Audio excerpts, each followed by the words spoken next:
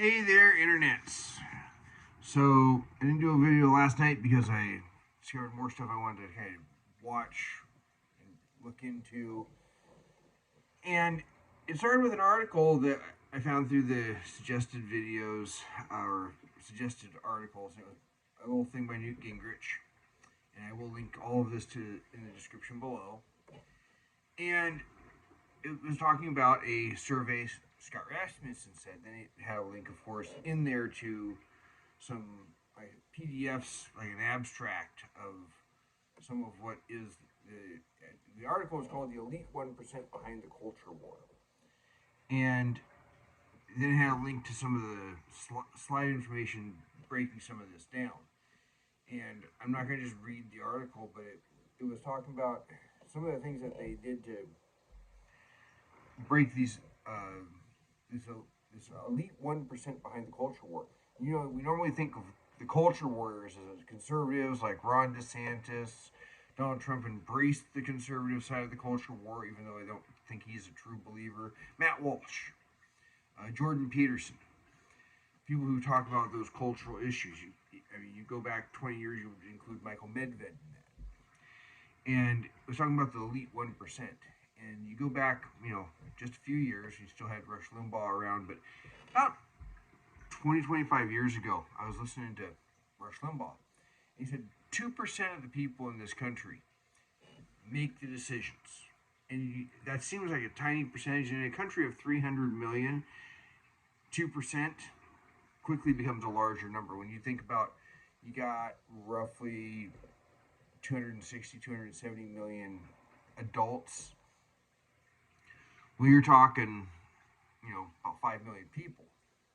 That sounds like a lot, but in a country of 300 million people, it's not much. Well, you start thinking about this for a moment. It doesn't take that 2%. Was Rush Limbaugh thinking about?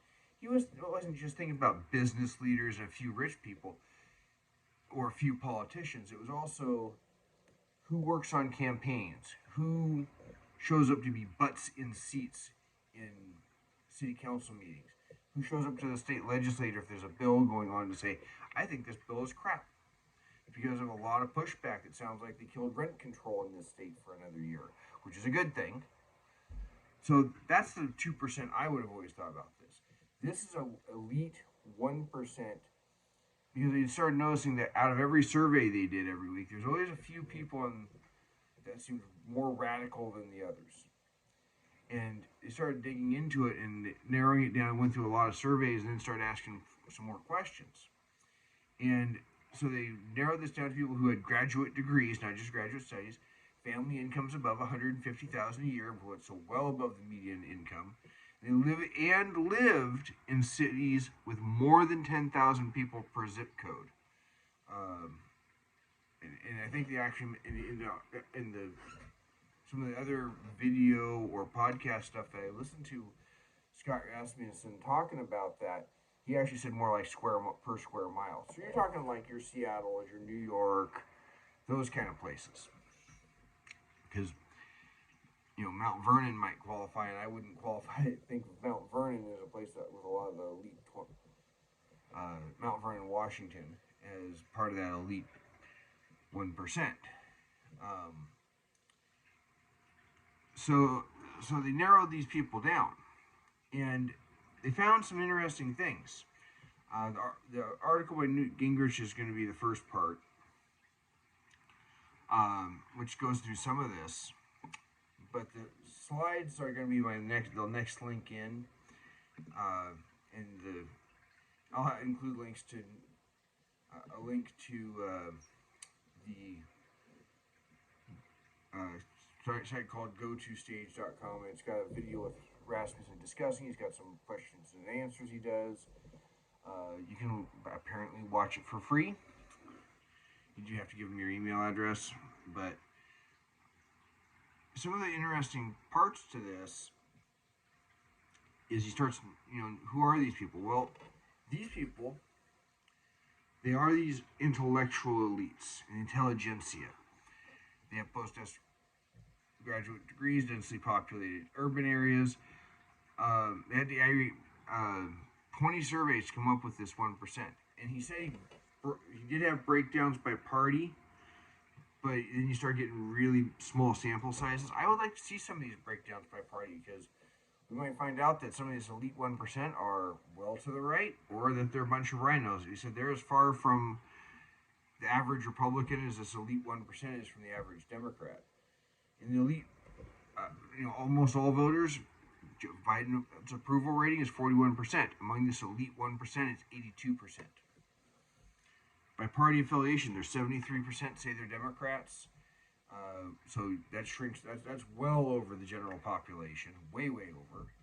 Typical ages are 35 to 54, 67% of them. Race are 86% white, 47% support Sanders-like policies, which means they probably a good number don't have a good understanding of economics despite their postgraduate degrees. Most voters, the average voter, says there's not enough freedom, and 16% says there's too much. Among this elite 1% is 57% saying not, or 21% says there's not enough. And they'll even say that 47% of these people, almost half, say there's too much freedom. So they got some authoritarian impulses there and tendencies. Two subsets of the elite 1% come from a dozen schools, which are Harvard, Yale, University of Pennsylvania, Northwestern, Johns Hopkins, Columbia, Stanford, UC Berkeley, Princeton, Cornell, MIT, University of Chicago. 55% of the students coming out of there say there's too much freedom. And you can imagine conspiracy theories and saying, no, this guy knows this guy, he's doing this, and a lot of people just know each other. Say, hey, I knew that guy when we went to college together. We'll hire him. Maybe there's some nepotism there. Or they call up their buddy from college who does something. Hey, well, you want to work on my campaign, or you want to work for the current administration. A lot of them are in government. And he talks about the politically obsessed. I think this is where you get into the group of people that Rush Limbaugh was talking about, where there's some overlap. And they define the politically obsessed as the people that talk about politics all the time. Now, obviously, if you're in politics, you're going to talk politics all the time. And and absolutely, there's a lot of regular people who are in that category. Admittedly, I probably do talk politics, if not every day, damn close to it. Whether it's just with my wife while we're watching, Matt Walsh or Tim Pool while we eat dinner, and we'll pause it and discuss what's being talked about, or whether it's I'm in a meeting or I'm talking to somebody about a bill. I mean, I went and actually told people face to face, look out for this rent control bill. So you could argue politically obsessed. Well, 69% within that elite 1% think there's too much freedom. So these are the people that actually are that movers and shakers in the thought process of the left. They are anti-freedom. And shows a graph of public trust in government. There's a spike right around 9/11 when Reagan starts going up toward the end of the Clinton administration, spikes with Bush, then goes down. But it's just generally falling. It falls during the Nixon administration between 50%. And other than a spike right around the time of September of 2001, there you see it remain below 50%. Conversely, while it continues to fall, you see a growth in the administrative state. And these people tend to advocate for it. Rasmussen related a story where he talked at, I think it was Harvard or Yale, and then had a brown bag lunch with some people this was during the Obama administration. They said, well, why won't the American people just let us lead? And he said, well, for one, whether you're wanting to lead, they don't want to go. But it also smacks of elitism. And it's not even having a problem with somebody being an expert in their field. Among the elite 1%, 70% do trust the government to do the right thing most of the time. But when you're on the ground and you're the farmer who's going, you're destroying my farm, you don't see it that way. When you're the guy whose factory disappears, you don't see it that way. When you hear about some completely ridiculous regulation or regulation that turns into a good enough, this is good, this is okay for me, but not for thee. You know, they don't want the poorest to have what they have. You don't. You have a problem. It's like, it's very much like, hey, we need to restrict air travel. Hearing that from people who fly around in private jets, that kind of creates that disconnect. And he gets into some of this. Trust in the professional class. 6% of voters have a very favorable opinion of members of Congress. Yeah, it's like the joke that when they say terrorists are threatening to light Congress on fire, and if you don't, and they're taking up a collection, and someone says, how much are they is everyone giving? They said, about a gallon of gas.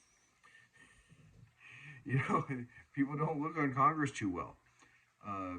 The border bill that they're putting out is a joke. They're saying they only want to enforce the law if it hits 5,000 a day and to shut down the border, but that's like 2 million a year. There's one point, I did the math, it's like 1,875,000, I think is what the math is to that. That's almost what they had come in last year. It's completely ridiculous. And only 10% have a favorable view of journalists. How many times do we have to see media lie, and provably so? MSNBC, NPR. Now, a lot of people don't trust MSNBC, but how many people trust NPR, yet you see them lie in the Kyle Rittenhouse trial when they said he shot a man with his hands up, and that was not what was testified to in court. Thank God for the video from the court to show us all what the reality was. Only 17% have a favorable view of professors. But among the elite 1%, 69 have a very favorable view of members of Congress. And again, they probably know more of them. 71% have favorable views of journalists. Well, you have journalism schools. These are the people that are teaching the future journalists. 76% have a favorable view of professors. Well, it's their coworkers. But also, they're seeing themselves as a lack of, as special. Kind of like Thomas Sowell talks about, when you take away from the intellectuals their specialness, they don't like it. When they talk about climate change, to show the disconnect between this 1% and the general population, 77% of the elite 1% would like to impose strict regulations and rationing on the private use of gas, meat, and electricity. Lights suddenly go out and say, sorry, you exceeded your allotment of electricity for this week. You'll have to go just freeze for the rest of the week if you're living in the Northeast. But 63% of voters oppose such rationing. And, most of us understand that you would end up in a world where the elites would still have everything and all the masses have to be the ones to suffer. The elite 1%, 72% want to ban gas-powered vehicles. Why? They live in urban areas. Just to get to my delivery route at work, I got a 30-mile drive one way. There's no way they could, at a 150-mile range, that you could run my delivery truck on electricity and have me be able to go down and do the route and come back, especially if there was a heater running. And I got hills on my route. Hills drain batteries faster. 69% want to get rid of gas-burning stoves. 58% support utility vehicles. 55% non-essential air travel. Who decides what's non-essential? John Kerry, who decides he needs to fly around everywhere he goes in a private jet? Or does he say, yeah, you want to go do that event, that martial arts event in Texas? You can't go. You'll have to take the train or the bus, or not go at all, despite the fact that you need the The test for the martial art I do is a week long. I've been there 3 times. 53% favor getting rid of private air conditioning. Try getting, see how that goes over in Arizona or Nevada. These people don't live in places like that. The majority of voters want good paying jobs for those who don't have a degree. The elite 1%, I think everyone should have a 1 degree. Now, this gets into some of these things where you see them pushing collectivist ideas. I'm going to include a link to an article on Wikipedia called The New Soviet Man, and I couldn't find, and there's another version from the idea of the new man in utopian concepts and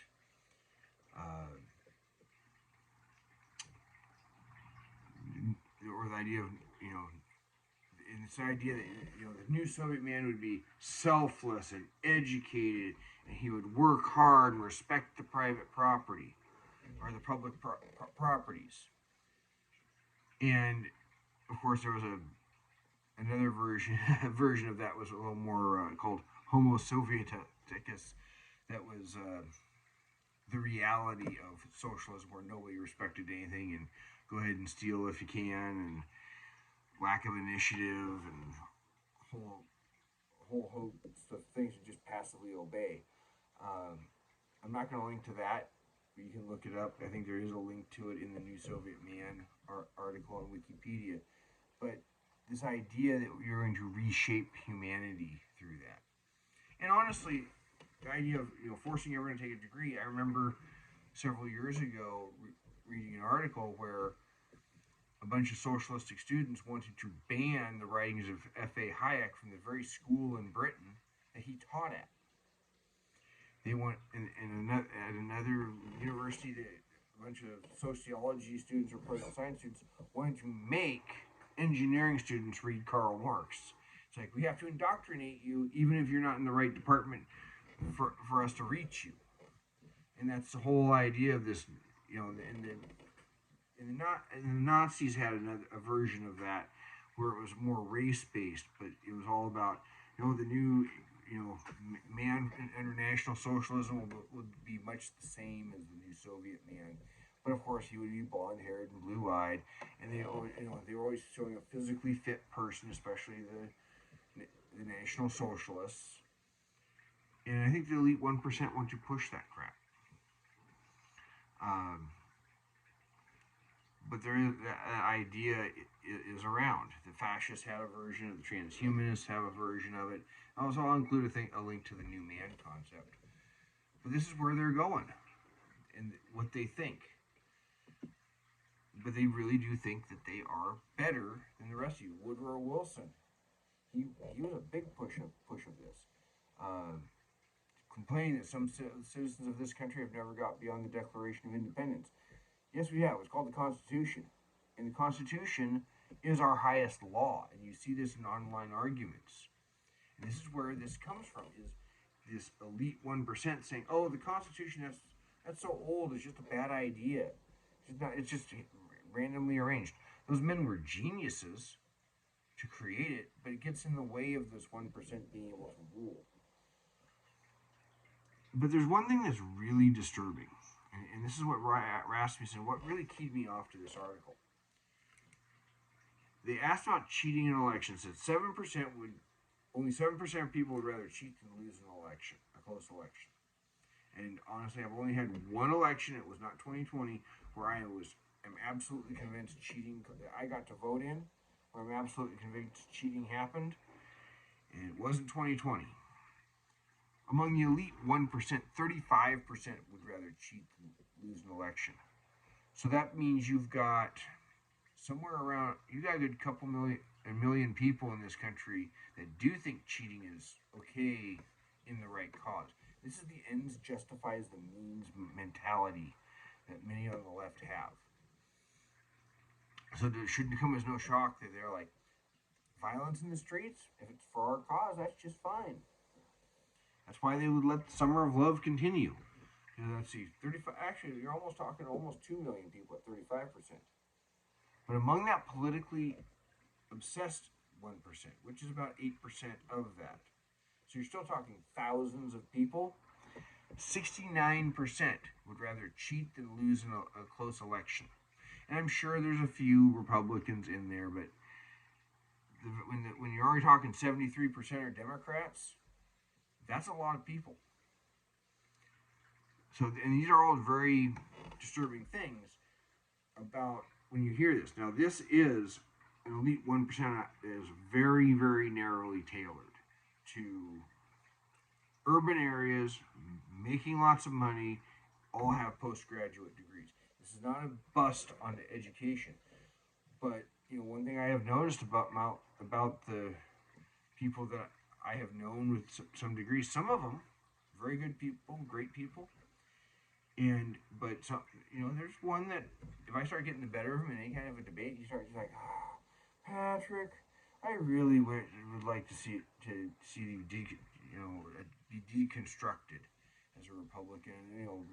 You're unreconstructed Republicans and all this. It's like, no, instead of shutting the argument down, back up your stuff, and usually they can't. Now, after you get outside those 12 schools, out in the non-politically obsessed elites, so these are the people that maybe got a medical degree from, University of Washington, or a master's degree from University of Washington, or I don't think Duke was in those 12 schools, but Amy Coney Barrett, she got her degree from Notre Dame. Her law degree, her JD, something from Duke. I got a friend with a doctorate from there. Of course, religious schools.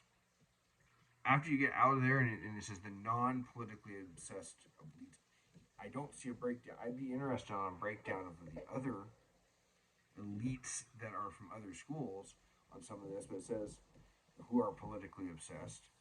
But only 7% prefer cheating to losing.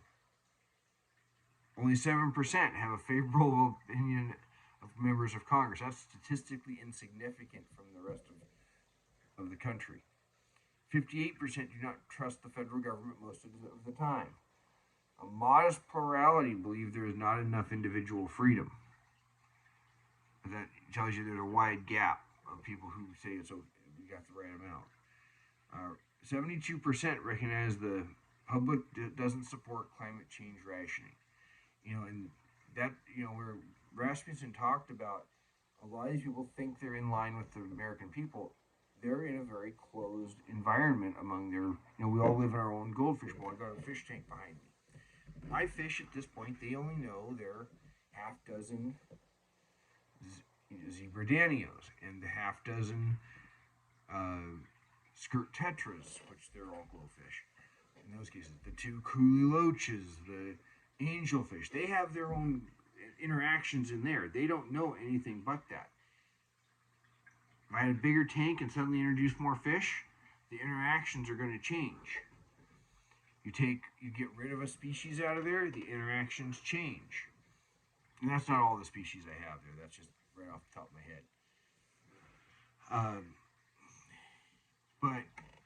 So we all live in our own goldfish bowl. So they hang out with, they go to work with, they marry, they're friends with other people like themselves. So they say, oh, why can't we just have this stuff?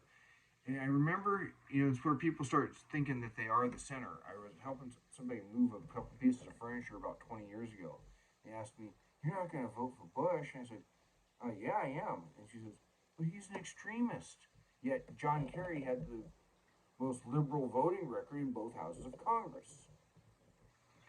He was so far to the left that when they went and cried that he was a moderate when he wasn't, that meant that Bush had to be way to the right in this game they play about what is the moderate position.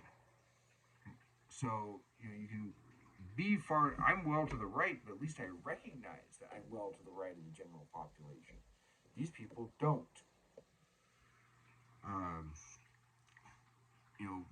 Little slide here of Washington versus Wilson. 89% of voters agree that America's founding ideals of freedom, equality, and self-governance are worth fighting for. The elite 1% have great institutional power, but no connections with the American people. They don't view those things as worth fighting for. They, and by and large, they are, yes, they have institutional power because it's easier for them to get hired by their friends and relatives and people that know people already in the positions of power. And someone says, oh, he went to Princeton. We ought to hire him. Even if they don't know somebody, they get hired. They get hired because people say, "Oh, well, he must be good because he goes to this school." And then you find out what was some of what was going on at Harvard. So, there's little bits of good news. I mean, certainly, the people outside those certain schools are touching grass, and there are certainly people across the ideological spectrum in there.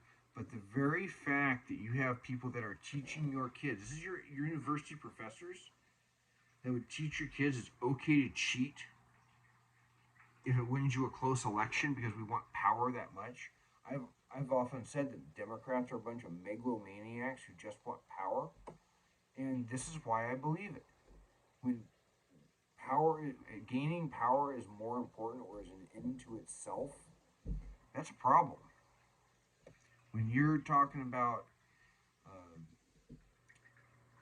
being, what you want to do with that power, if you're willing to do whatever it takes, then what are you going to do with it?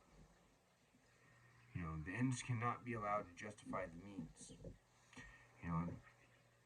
To be sure, if you're an expert in your field, I don't go to a doctor and start saying, well, that's wrong and that's wrong and that's wrong, but I might ask questions if I've heard stuff so I can get a better picture, or ask questions about, okay, well, I heard this, what's that? I'll go, I'll do that. So that's fine. I'm asking that doctor about medicine. I'm not asking that doctor about his opinion on economics, even though, you would think that, I would hope that he would listen to the ideas of Thomas Sowell more than the ideas of Paul Krugman. But if Thomas Sowell speaks on economics, I ain't listening to this other doctor. I'm listening to Thomas Sowell because he is a doctor of economics. But it's kind of like a situation I had online. See, a friend of mine, he's got a degree in psychology. He complained about trophy hunting in Africa, and I said, you're wrong here, here, and here. And said, you might want to educate yourself. And somebody got mad at me. And it was kind of an arrogant ass thing to say, but until you think about it, it's what does a degree in psychology have to make you an expert in hunting? This guy probably has never shot a gun. If he has, he certainly hasn't gone hunted down and killed an animal. He hasn't talked to hunters. He hasn't learned how that goes. Meanwhile, I've hunted numerous animals. I've got several deer that I've been able to legally take, and a bear. And I've eaten them. I hunted them down, shot them, killed them, brought them home, skinned them out, had them processed. I don't process my own meat. And then I took them in. I'm not an expert on hunting, but I know a lot more than a person that's never done it. And among my friend circle in my goldfish bowl are hunters. I have friends who have gone to Africa and gone hunting. And so I think I might know a little more about the subject than the guy that's never done it. And that's where people get angry at this intellectually. This is getting long enough. Everything will be linked in the description below. And do think about watching the video where Scott Rasmussen talks about it. But I think this needs more attention. But until then, like if you found value, comment, and if you haven't been here before and done so, subscribe. You all take care.